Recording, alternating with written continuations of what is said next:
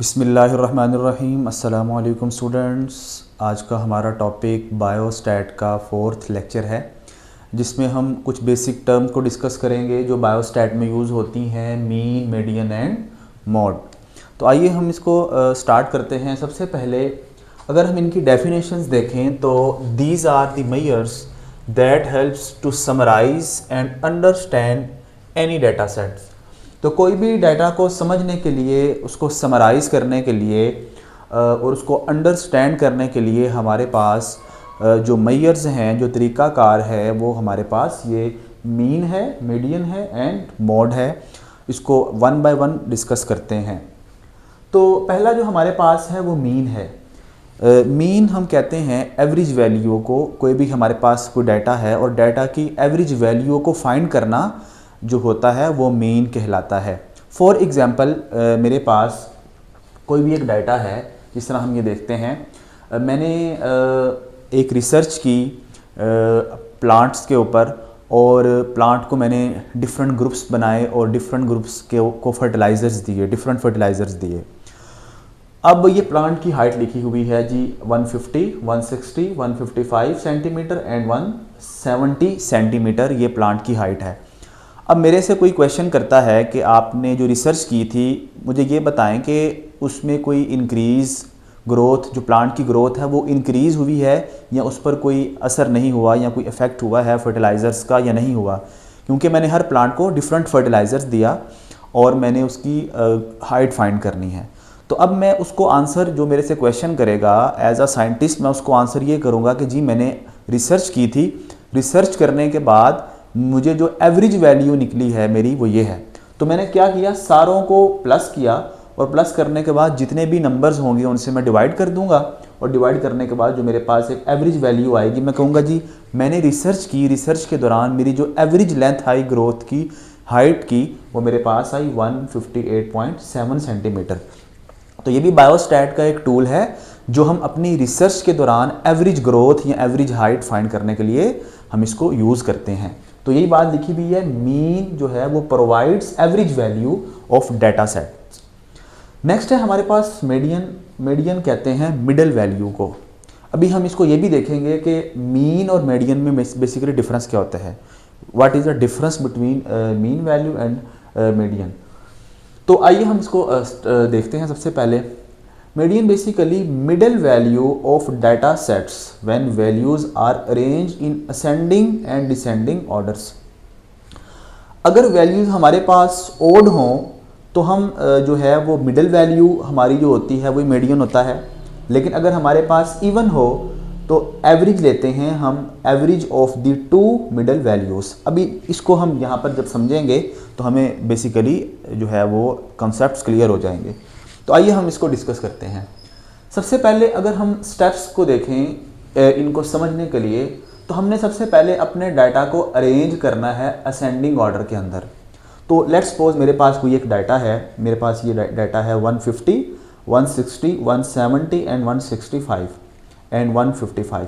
तो पहला स्टेप क्या है, डाटा को हम अरेंज करेंगे। तो मैंने इसको डाटा को असेंडिंग ऑर्डर में अरेंज कर लिया, जिस तरह 150, 155, 160, 165 एंड 170। तो पहला स्टेप हमारे पास है, अरेंज कर लिया। सेकंड, अगर वैल्यूज़ हमारे पास ऑड हैं तो हम ये वाला जो है वो फार्मूला यूज़ करेंगे और इसको हम यूज़ करते हुए हम मीडियन फाइंड कर लेंगे।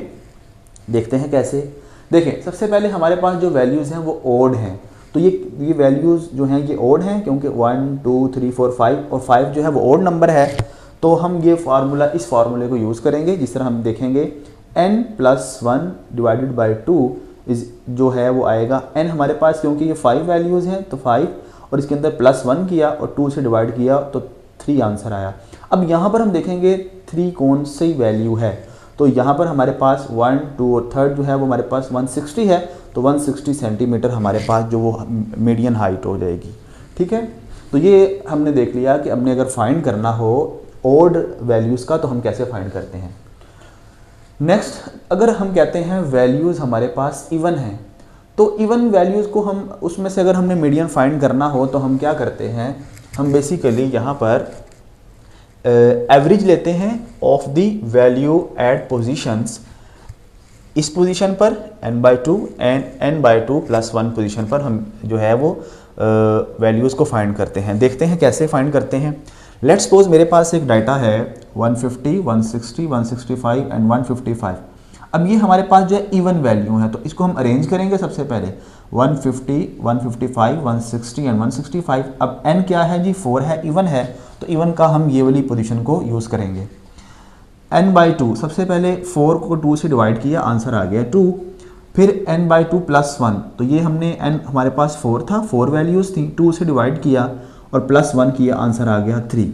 अब क्योंकि ये इवन थी और इवन के लिए हमने ये 2 पोजीशन को यूज़ करना होता है, तो हम ये देखेंगे 2 और थर्ड पोजीशन, सेकंड और थर्ड पोजीशन कौन सी है।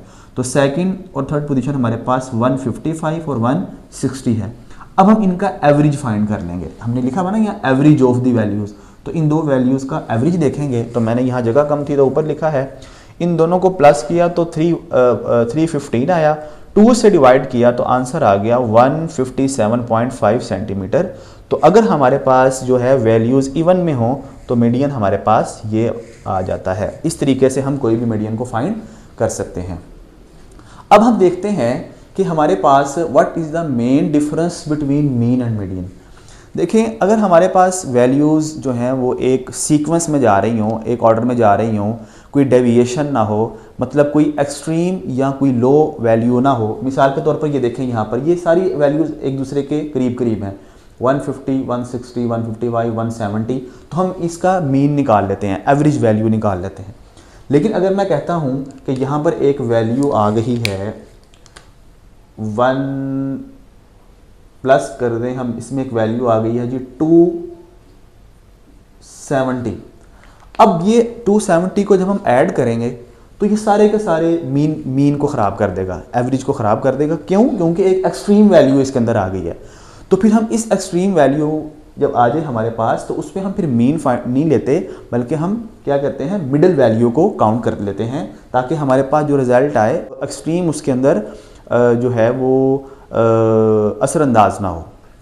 मतलब हमने जो है वो मिडिल वैल्यू फाइंड करनी है, फिर हम इस एक्सट्रीम का कोई असर उसमें नहीं होगा, कोई इशू क्रिएट नहीं होगा।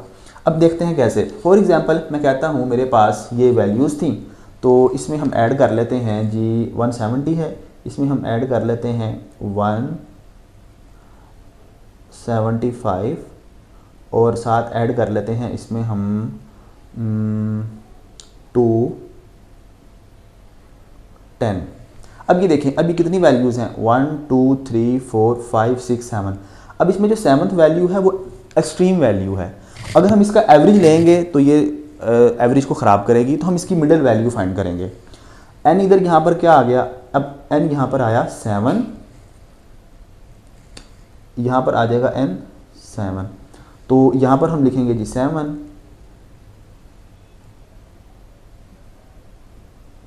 और ये आंसर क्या आएगा, ये आंसर आएगा जी 4 आंसर आ गया। अब इस 4 वैल्यूज़ में देखते हैं हम 1 2 3, तो 165 जो हमारे पास है वो क्या आ जाएगा, 160 के बजाय अब क्या आएगा 165 हमारे पास मिडिल वैल्यू आ जाएगी।